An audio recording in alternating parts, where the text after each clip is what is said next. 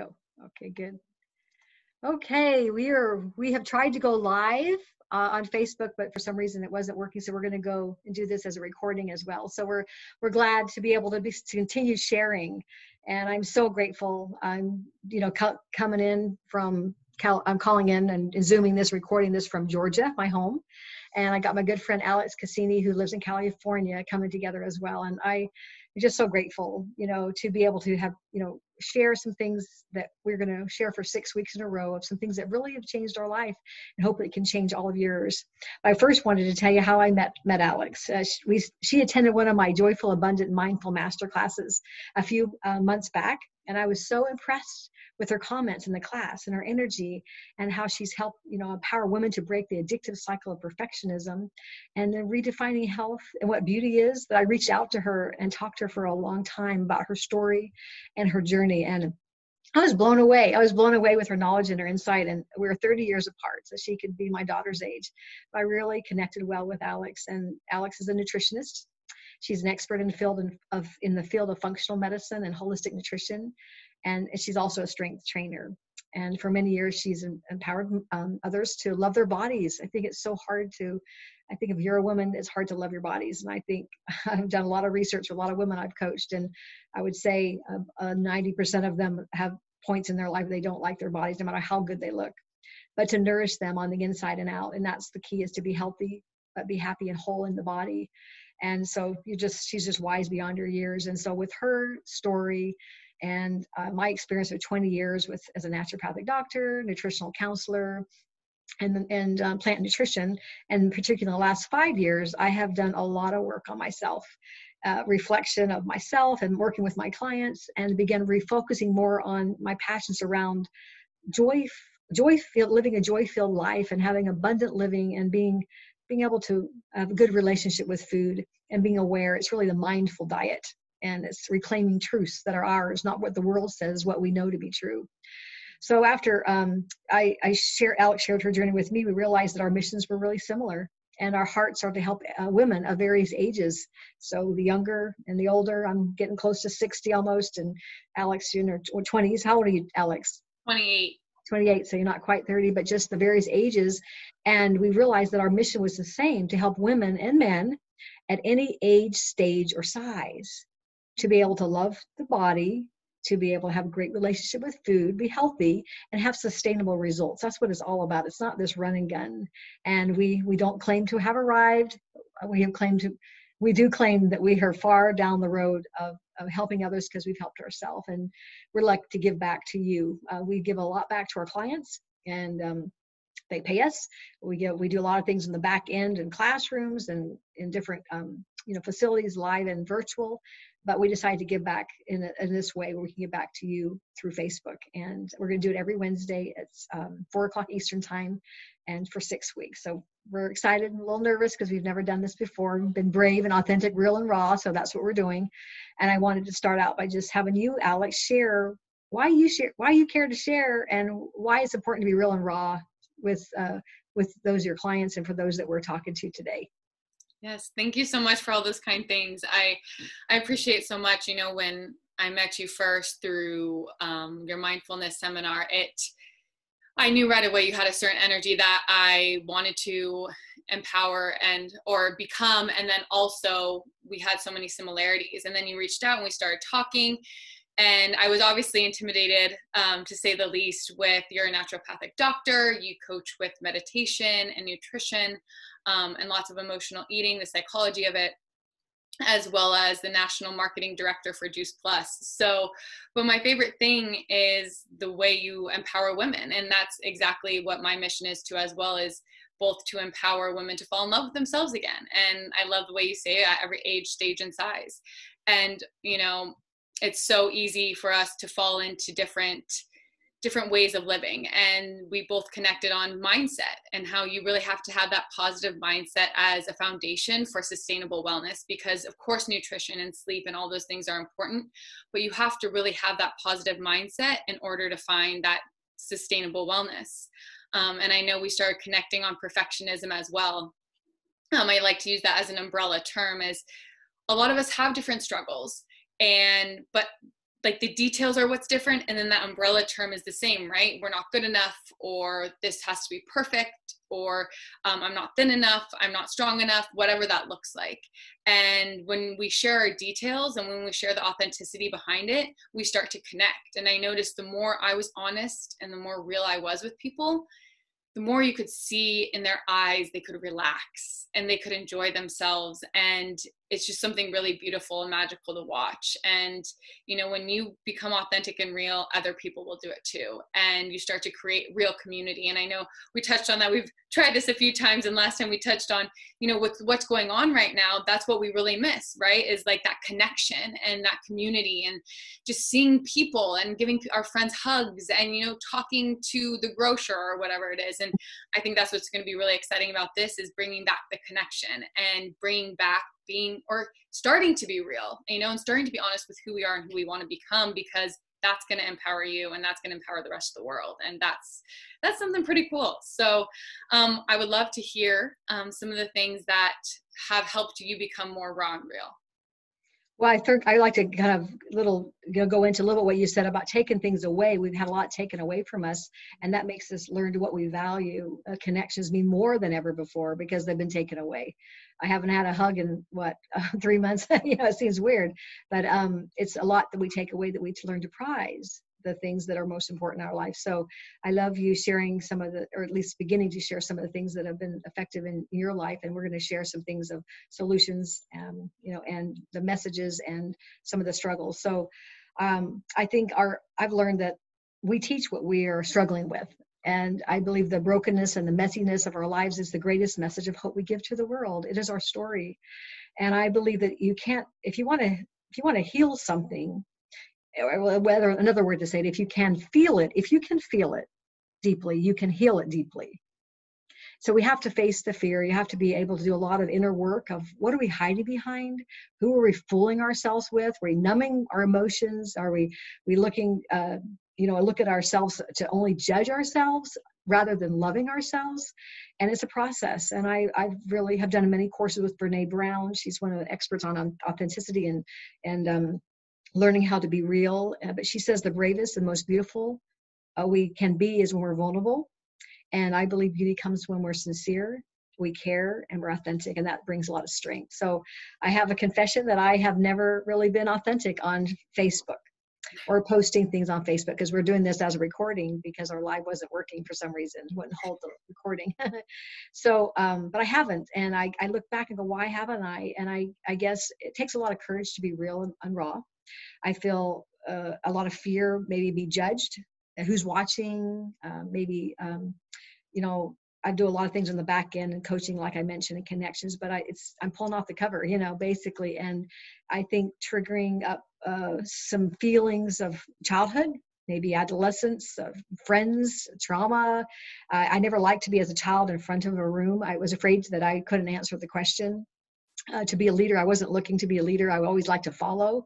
And I was always constantly trying to fit in. I remember really hard in middle school with girlfriends. I moved a lot, like 15 times in 20 years. So a lot of those things trigger that I just want to fit in, and I beat myself up, and I began to using my body with poor body distortions. I created my mind that I had to be, like you said, perfect, whatever that meant.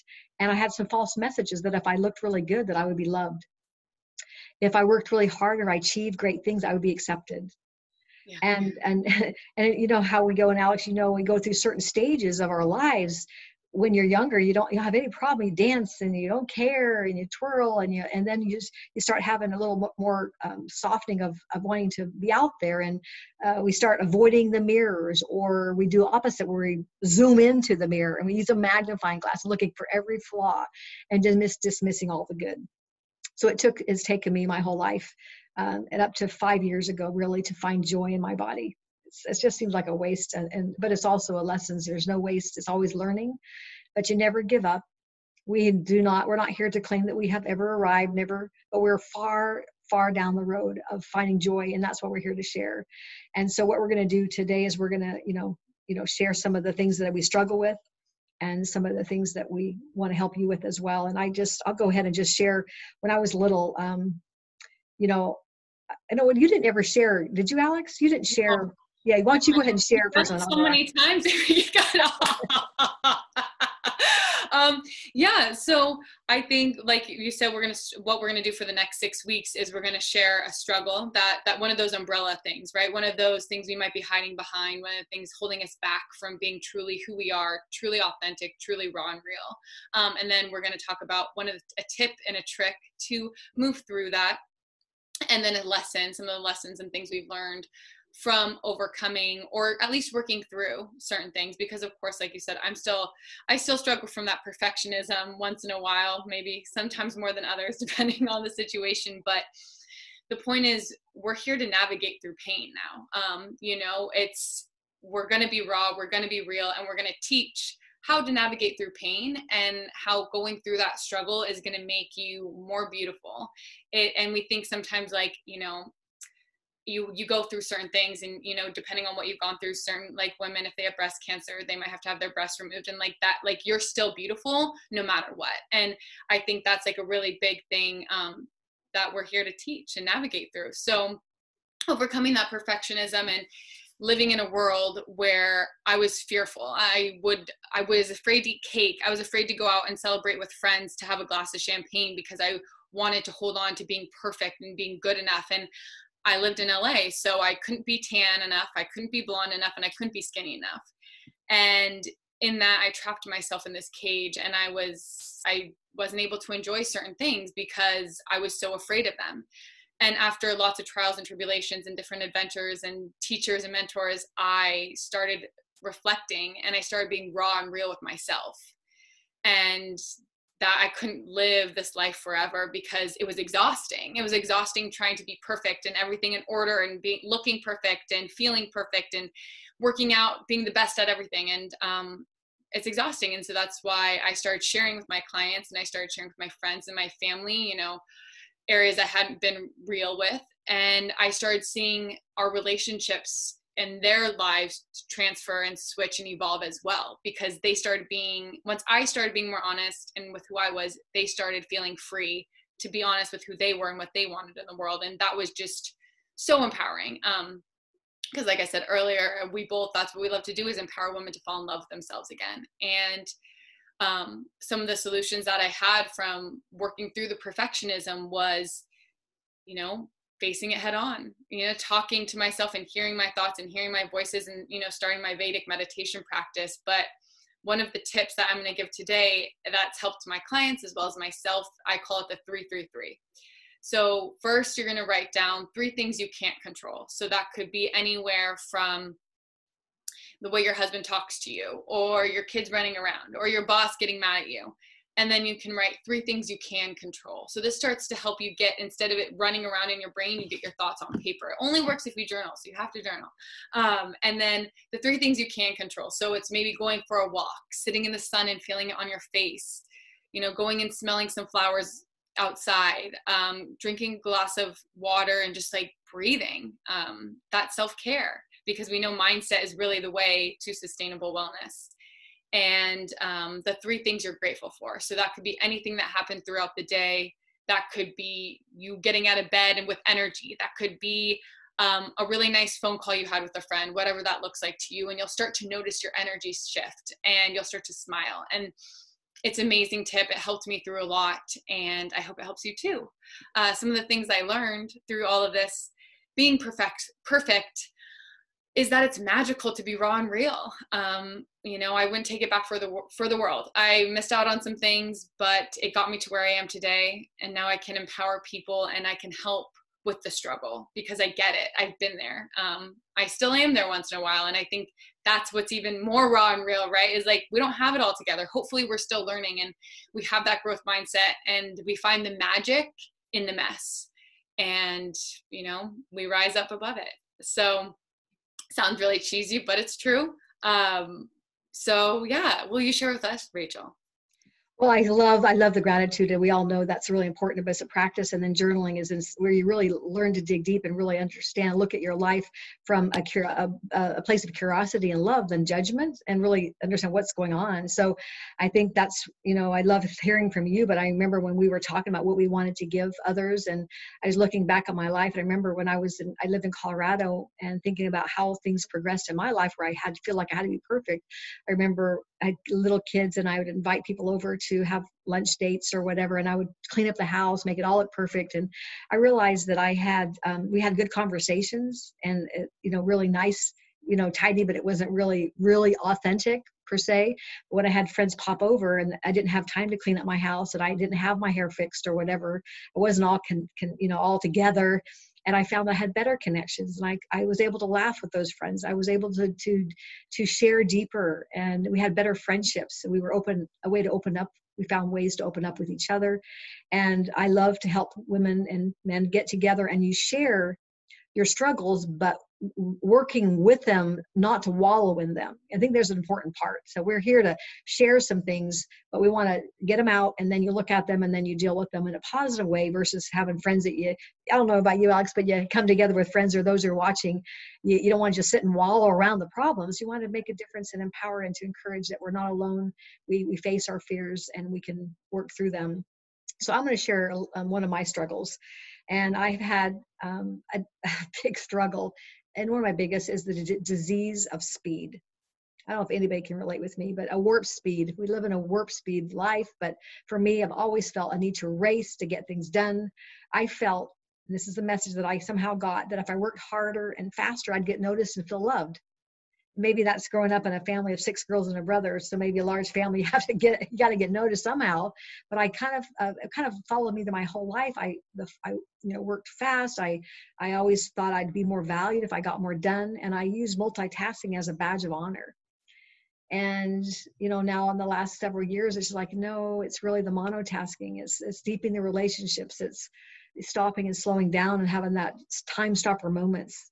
And it's really, blocking the time out to have those. And so I think one of the tipping points for me, and it's all like you mentioned, Alex, is it's unveiling the onion. But 10 years ago, I had, many of you know, that my husband passed away. So my life turned upside down.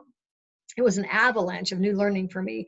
The stress was off the chart. It was where it sped up my life even more than I was. I always went fast, but now I'm even accelerated. It was like an avalanche of speed. And I started getting a lot of speeding tickets. I got so many speeding tickets that I had to ask a friend to go to the court to plead my case, so that I could get a waiver to take a point reduction class, so I could keep my license. I was speeding through everything. I really became more robotic, because I had so much on my plate, raising 4 children. I lost my husband, and it kind of created a lot of my insecurities. They became at an all-time high. I realized that was where I screeching halt, no pun intended, but to really think about my life. And I started realizing started using some tools. I don't drink, so food became a job, to get it done, get it right. I got into plant eating, which is great and amazing and wonderful, but I didn't have a lot of wiggle room. I did feel shameful when I ate things that I felt that I was off track with. I didn't really get to enjoy. I felt like you, Alex, waste a lot of time with things that you want to be in line with, right, and being your best self and having good guidelines for wellness. But it kind of started controlling my life, and it affected the more I struggled and more I use myself to berate or to shame or to hustle in my body or whatever it was. I had a poor relationship with my body and my life, and I missed a lot of details. So what happened is I started, getting some reflections. I took courses, journaling like you. I started working on me, and I started looking at myself and my life without judgment. So, and I'm just telling you this, so you can go back to your life and maybe go back and see how has things began, to know where do you begin anew. So I remember I was about 6 to 8 years old. I remember being stressed as a child could be, and trying to do everything probably right, as you learn as a child to please everyone. And I remember taking a big bowl of cookie dough in the closet and eating it all. And I wasn't hungry, but I was stuffing and numbing, and that would begin a problem with trying to comfort myself with things that were false things to comfort as I was trying to cope with life.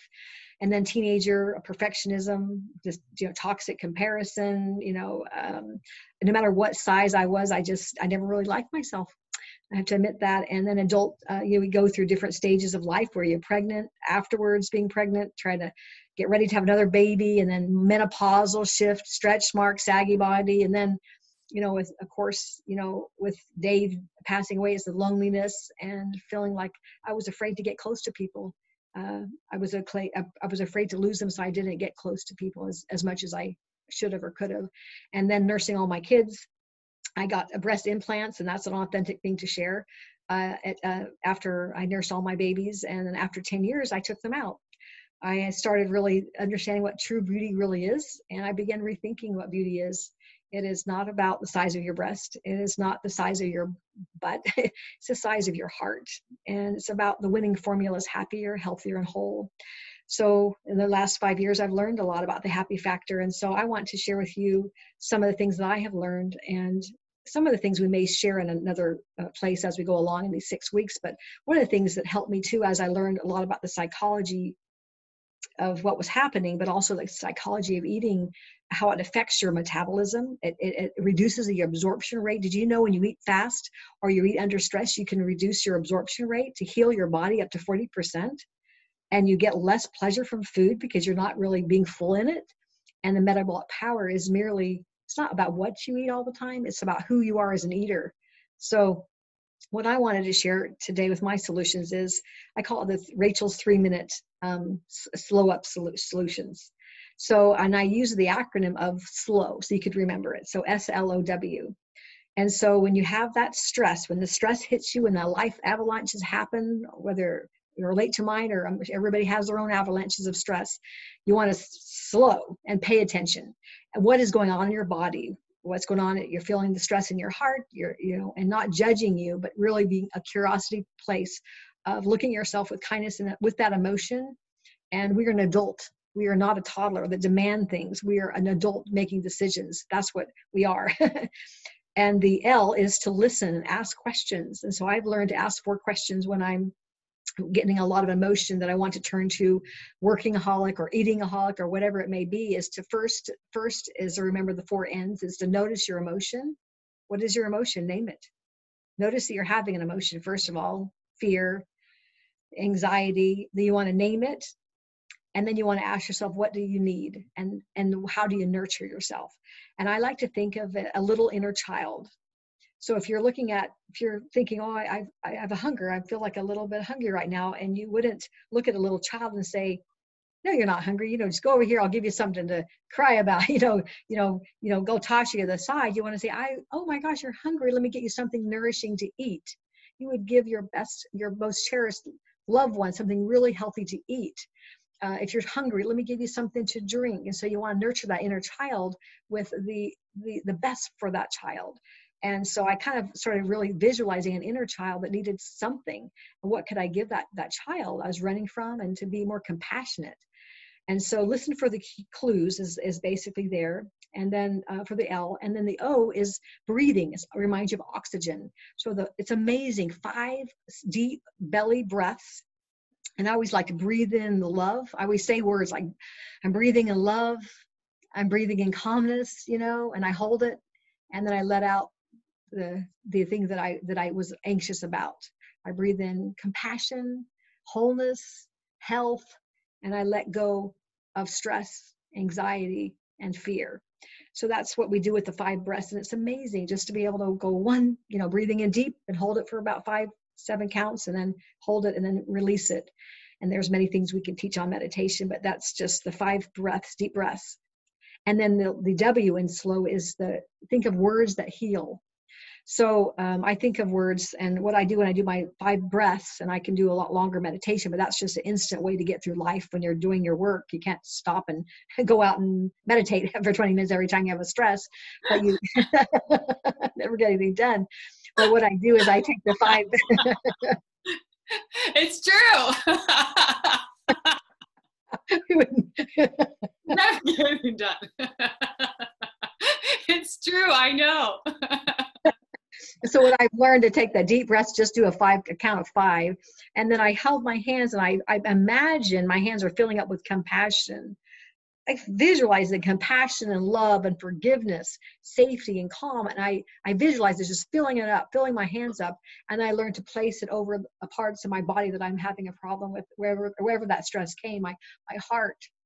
I just breathe in and help. It's like a healing balm of compassion, of love, of being able to talk, and my head, my heart, and feeling strong. And then I use those words that counter that negative of, I'm not enough.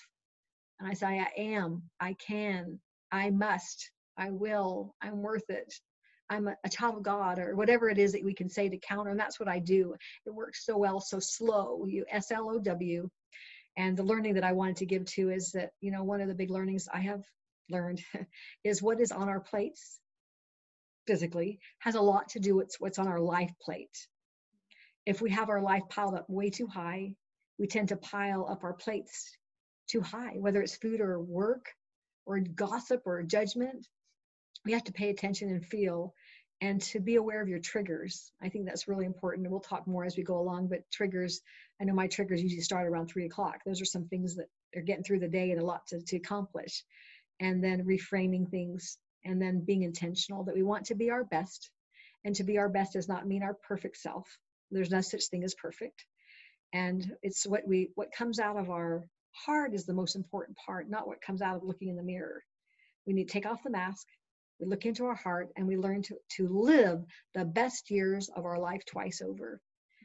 So those are the first session that we want to give to you.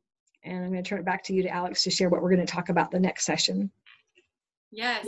So I'm really excited. And it's just like you said, it's about asking yourself, is this decision based off of fear, or is it based off of love? Am I eating the vegetables to be skinny, or am I eating it to nourish my body? Am I drinking a glass of champagne to celebrate, or am I drinking to numb a pain? And, that's a lot of what we're going to be talking about in the next 6 weeks. I'm excited for next week. We're going to be talking about how to rip off the Band-Aid, right? And understand what the Band-Aids are. Is it your perfectionism, like trying to hold on to everything so tight? Is it your relationship with food, maybe with your partner? And I'm really excited about, because we're going to be talking about all these different struggles that we've been through. And it's so fascinating too, like you said, is we do have an age difference, but we all have the same struggles. We're like, let's do 6. Okay, great. And it came no problem.